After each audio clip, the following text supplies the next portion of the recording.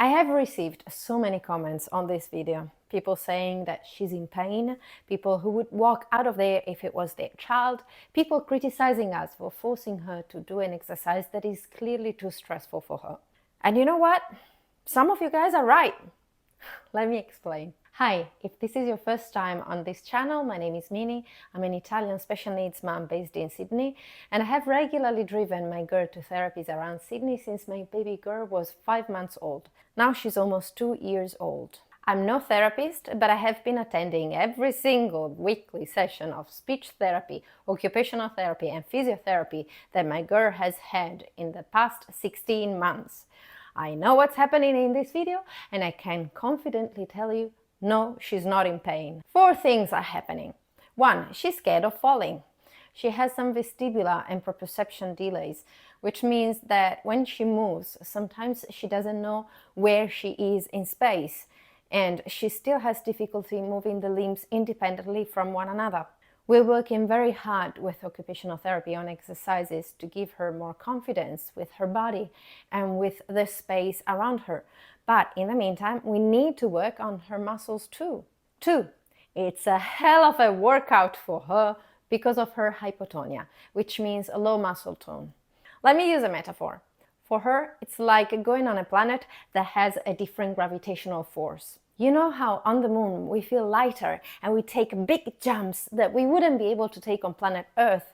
On the contrary, on a different planet, we would be forced to the ground due to its higher gravity. Likewise, it takes a lot more practice and effort to our girls' muscles to stand and walk compared to children with a typical muscle tone.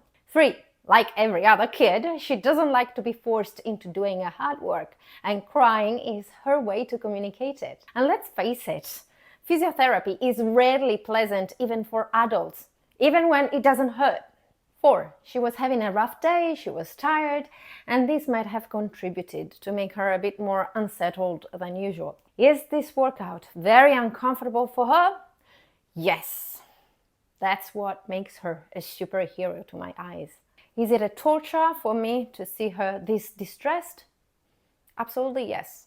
Over time, I have been able to desensitize myself a bit, but I have to be frank, it's still a torture for me when she's so unsettled. And in general, it's not like I'm happy to drive her to therapies for 40 minutes back and forth, discussing levels of developmental delays and possible disability equipment, learning exercises that my girl sometimes hates, and then repeating those same exercises throughout the week.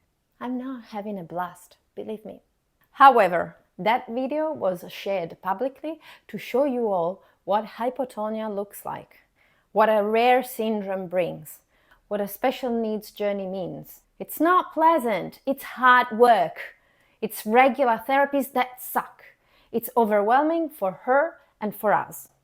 But she is not always this distressed, and that's because I said no.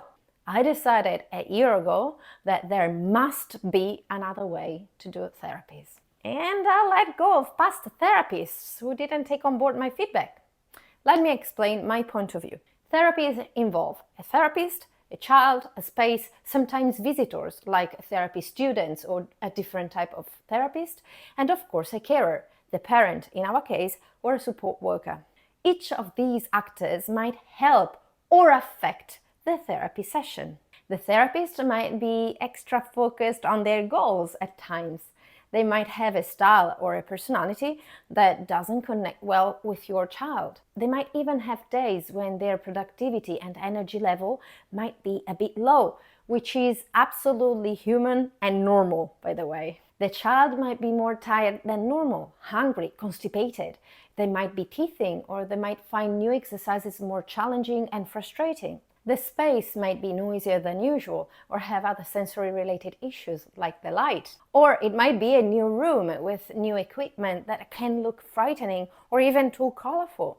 Therapy students could affect a session as well. Although they have the best intentions and it's important for them to have some experience with actual clients, they might be a presence that can interfere with the mood of the session. As parents, therapies are a work for us too. We have to orchestrate all the other stakeholders. We have to understand what goals come next, what is reasonable to expect and in what time frame. We have to understand how to put in practice at home what we saw during therapy so that our child can progress faster and more effectively. Possibly, we also try to understand if the therapist that we have is the right fit for our child, since pediatric physiotherapy, occupational therapy, and speech pathology are not our field of expertise. That's not our job. And at the beginning, we don't know what we should look for in a therapist. All this was in the back of my mind when I said, no, I will not accept that my child remains in pure distress for 50 minutes straight. Back then, the sessions were basically a dialogue between the parent and the therapist working on the child. But you see, she's progressing. This is what physio looks like. Eventually, she will get used to this, were some of the answers from past therapists. And I get it. Working on the child while communicating with the parent might be what some therapists are used to. But in my opinion, it is not okay. I've seen it. When things are not going well, it is incredibly easy to start blaming each other.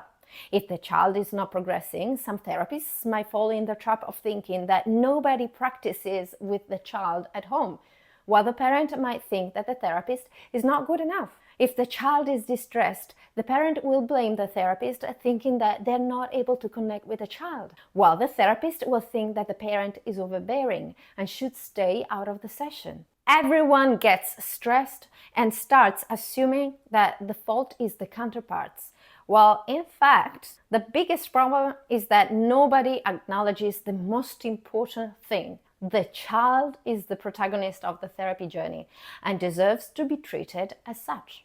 Period. On the other hand, when therapies evolve around the child, the parent and the therapist play the part of the electrons around the core of the atom. They should communicate their intentions, expectations, wins and roadblocks, not as two different tennis players who exchange a ball, but as team members of the only player who can score the point, the child. I'll repeat this.